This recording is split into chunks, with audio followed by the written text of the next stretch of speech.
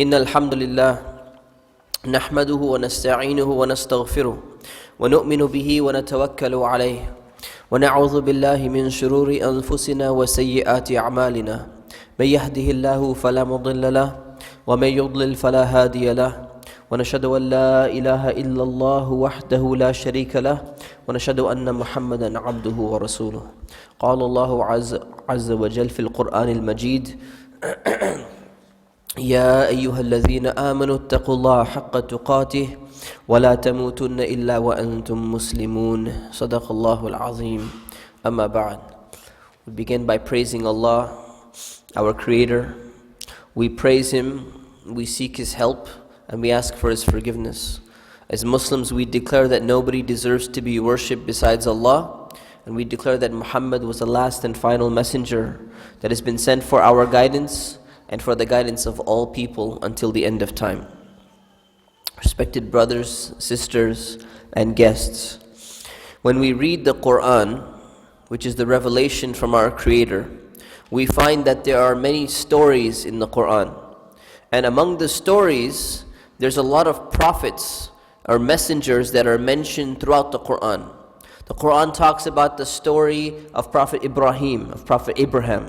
It talks about the story of Prophet Nuh, Prophet Noah. It talks about the story of Prophet Yusuf in an entire chapter, surah, that's named after him.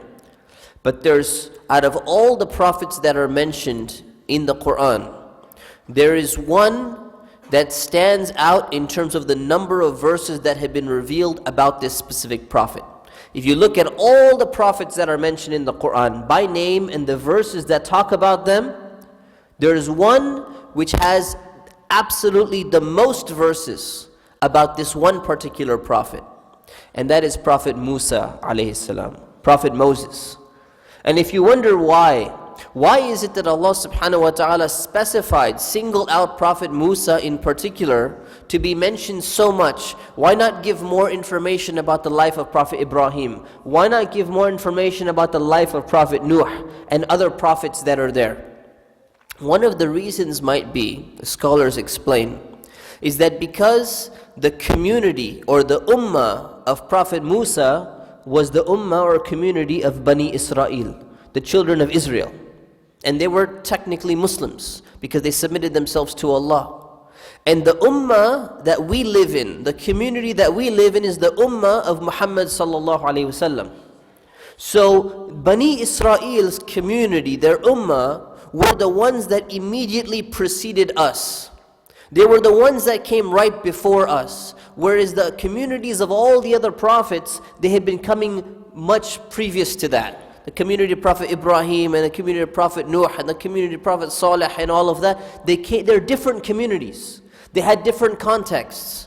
So one of the things that it may be why Allah subhanahu wa ta'ala specified him, because of the circumstances in which he lived are going to resemble the circumstances that we are going to face as a community. And when we go and we look and we read the verses of the Quran about the children of Israel, we don't say Jews, right? Because they're not Jews technically. They're the children of Israel, and they followed the prophets that they were following, like Prophet Musa and others. When we look and we read their stories, we should not just say, look at that community, look at that group of people. But what we're supposed to be doing is we're supposed to be measuring ourselves as a community with that community and seeing some of the mistakes that that community made. Are we falling into the same trap? Are we encountering similar circumstances? And that's why the story of Prophet Musa is very interesting. It's very telling. It consists of two halves. The first part of the story of Prophet Musa is when Musa and the children of Israel are living inside of Egypt under the tyranny and the oppression of Fir'aun, of the Pharaoh. And this is very telling because Fir'aun is like the symbol of oppression. He's the symbol of, injustice taking place and inflictions and afflictions upon in the entire community. Half of his story is about the children of Israel living under Fir'aun in Egypt, going through oppression. And we're going through a lot of this these days, especially when we see what's going on in Syria, and we see what's going on in Burma, and we see what's going on in these different regions. We ask Allah subhanahu wa ta'ala to help those people. We ask Allah subhanahu wa ta'ala to remove the tyranny, remove the injustice, and remove the oppressors from their positions of power. But there's a second part of the story, and that is after, and many of you probably know this story, I'll give you a brief reminder, that when Fir'aun, when Pharaoh was drowned in the Red Sea, the sea split and he was drowned, a miracle from Allah, and the children of Israel were saved. There's an entirely new story that begins. Now that the Bani Israil, the followers of Prophet Musa, who believe in him, they're Muslims. They actually say they believe in the Prophet, they believe in Allah, they're supposed to be praying. Now there's a whole new saga that emerges. What type of behavior do they have? How do they react? What do they do with Prophet Musa? And so I want to zoom in on only one part of the story that generally takes place, and that part is specifically when Prophet Musa alayhi salam, he tells them, and this is in Surah Al-Ma'idah, he tells his people, this is after they've been saved from Fir'aun by a miracle of Allah subhanahu wa ta'ala, which they witnessed in their own eyes. They have the Prophet standing right in front of them, and he goes and he tells the people, أعوذ بالله من الشيطان الرجيم يا قوم ادخلوا الأرض المقدسة التي كتب الله لكم. O people, my people, enter into the holy land of Jerusalem, it's referring to. Enter into the holy land which Allah has prescribed for you. Allah has promised them, we will remove this tyranny of you suffering under the oppression of the Pharaoh. And we will give you victory, and we will give you a special land which you will be able to live in there and enjoy, and this will be the prosperity and success that you will have as a community. So Prophet Musa is telling them, now that Fir'aun is gone, Egypt is gone, all the people who are oppressing you, the oppression is over. There is no more oppression anymore. There are no tyrants anymore. There are no dictators anymore. They're gone. He says, now all you got to do is you got to go and enter into the city, and Allah subhanahu wa ta'ala has prescribed this for you.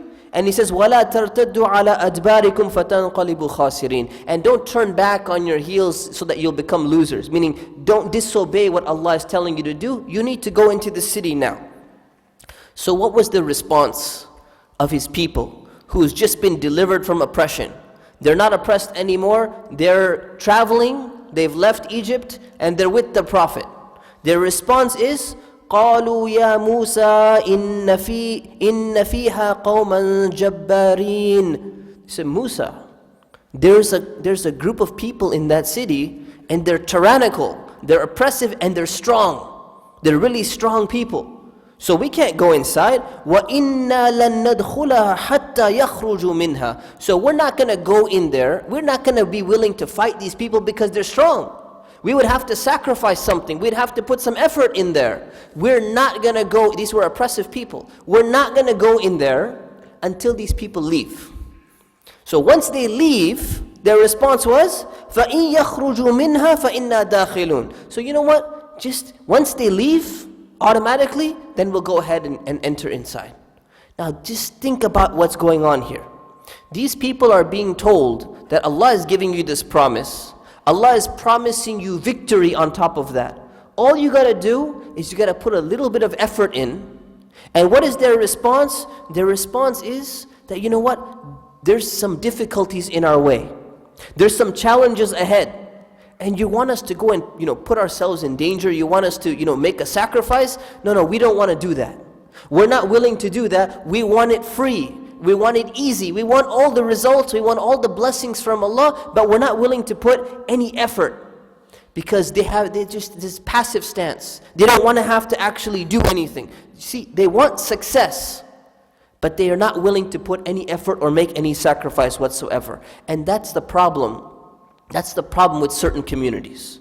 That certain communities, they want freedom from injustice. Certain communities want certain results and blessings, and they want to have success, and they want to have all of these things, but they're not willing to put any effort into it in their own life. They want everything to come to them for free, despite the fact that Allah has given them so many blessings. But they want to continue. They should just come for free. And the response was, two men came. So, قَالَ رَجُلَانِ مِنَ الَّذِينَ يَخَافُونَ أَنْعَمَ اللَّهُ عَلَيْهِمَا. Two men came from the community, from among the ones who had fear, meaning they had fear of Allah subhanahu wa ta'ala. There were two people who were strong believers. They had fear, and Allah says that we blessed these two people.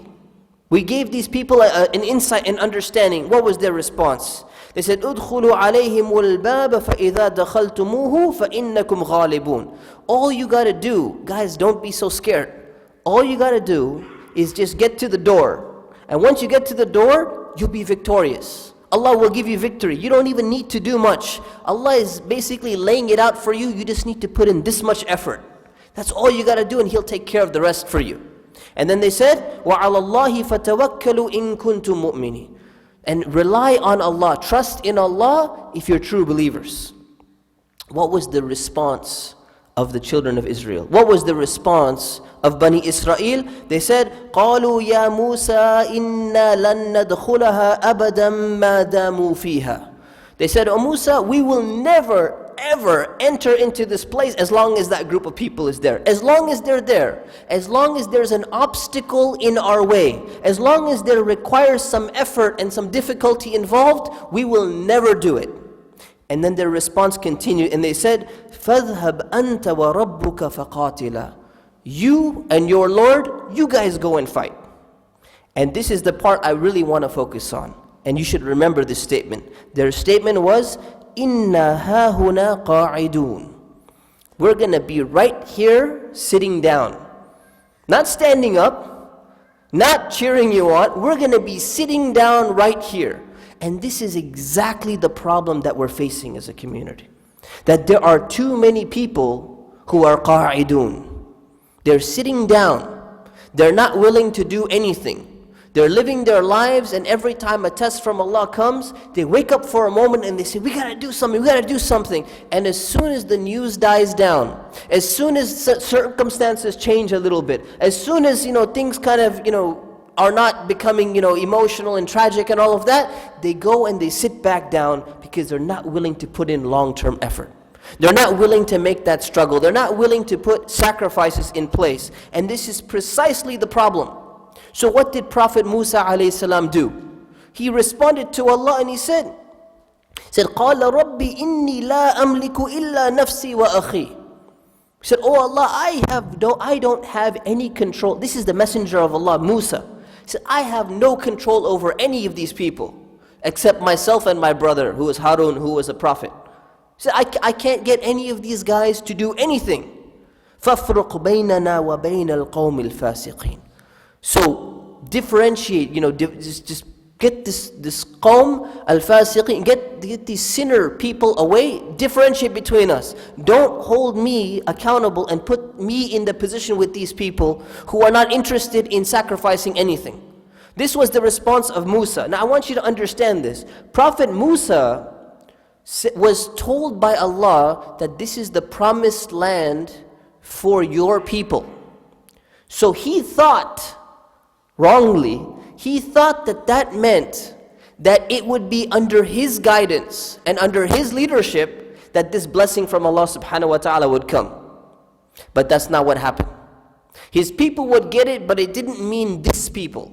It didn't mean the generation that grew up under tyranny and oppression and were such defeated and humiliated people that once Allah removed them from that oppression, once Allah removed them from that tyranny, they still did not have the self-confidence or the discipline to continue and fulfill the blessing of Allah subhanahu wa ta'ala. So what did Allah subhanahu wa ta'ala do? He said, قَالَ فَإِنَّهَا مُحَرَّمَةٌ عَلَيْهِمْ 40 سَنَةً يَتِيهُونَ فِي الْأَرْضِ. Then this land will be prohibited for them.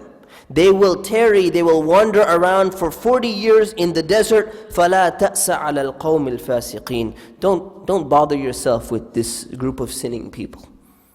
This is a lesson for us, brothers and sisters. The lesson is that when we are seeing injustice, oppression, bad things taking place or something like that, we have a responsibility. And that responsibility lies in not being among the qa'idun, the people who are sitting down, the people who are not acting, the people who are not willing to put some sacrifice in. And when we see injustices taking place, we need to understand, it is very tragic, it is very sad to see what's happening, especially in Halab, in Aleppo. It's sad to see what's happening in Burma to the Rohingya Muslims. It's sad to see what's happening in all these places, but the reality is, this has been going on for a very long time. And if we think that things are going to change overnight, or the news all of a sudden dies down and we go back to our lives, then this is precisely what caused us to get in the situation in the first place. It starts in our own homes. It starts with our own selves. It starts with our own families. That if we cannot make sure that we have our act together, if we cannot make sure that we're getting closer to Allah subhanahu wa ta'ala, and we can sit there and we can look at screens and we can see people being oppressed and people being tortured, and we can say, who's going to do something about this? Or where are the people? We are the people. Those are the people. Everyone needs to make an individual change within themselves and within their immediate circle of influence. And when enough people do that, you will see the results come from Allah subhanahu wa ta'ala.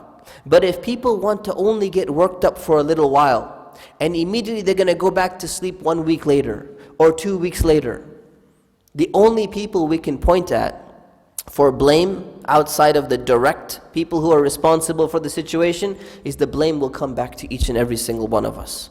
So the reminder to myself and the reminder to you is that when we see injustice, when we see things wrong, when we realize that the world is not the way we would like it to be, the way that it should be, realize this is a test from Allah subhanahu wa ta'ala, and the test is not just to sit back and only just be patient. The test is to make a change within ourselves and get closer to Allah subhanahu wa ta'ala, and that's the only way a real change will actually come. We ask Allah subhanahu wa ta'ala to help us and guide us at all times. Ameen. Astaghfirullah li wa lakum wa li sa'ilil muslimin fastaghfiruhu innahu huwa الغفور الرحيم.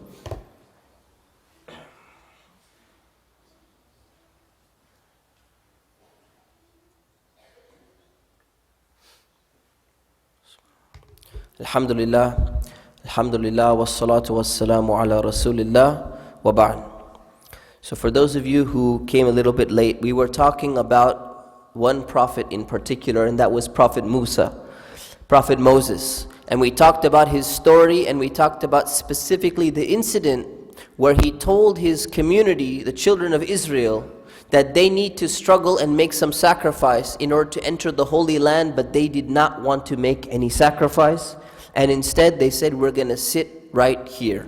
So we have to remind ourselves, brothers and sisters, it's time to wake up. And if we look at the circumstances in the world today, we look at the circumstances in our own community today, that if this is not sufficient, if this is not enough to wake us up, if this is not a large enough alarm clock that Allah subhanahu wa ta'ala is telling us to get our act together, to return back to Him, to start becoming better Muslims and better human beings, then it may be that Allah subhanahu wa ta'ala, maybe you're sending the signal and I'm sending the signal to Allah that this doesn't suffice us, we need something even more catastrophical. We need something even more major, and none of us want that.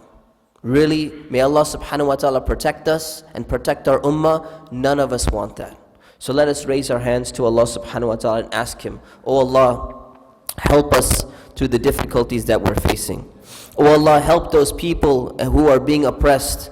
Oh Allah, help those people forgive those people who have been killed in your path. Oh Allah, those people who are tyrants and oppressors, oh Allah, remove them from power. Oh Allah, let us make us an ummah, a community that is worthy of having just and righteous rulers over us. Oh Allah, purify our hearts and our minds. Oh Allah, help rectify the problems we have in our families. Oh Allah, help us to control our own egos so that we do not manifest any negative characteristics. Oh Allah, help us to perform our prayers on time. Oh Allah, help us to pay our zakah.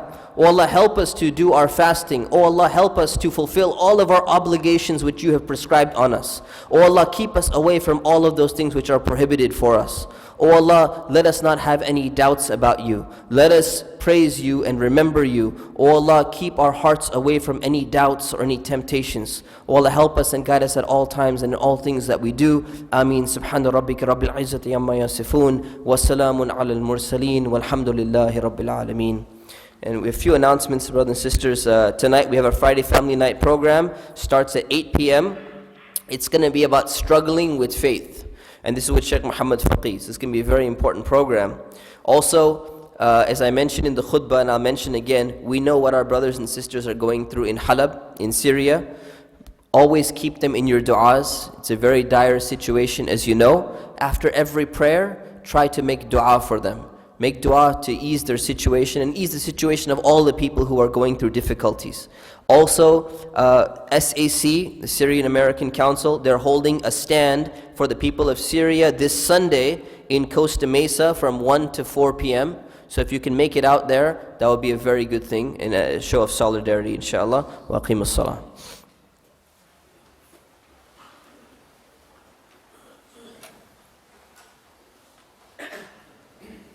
الله أكبر الله أكبر أشهد أن لا إله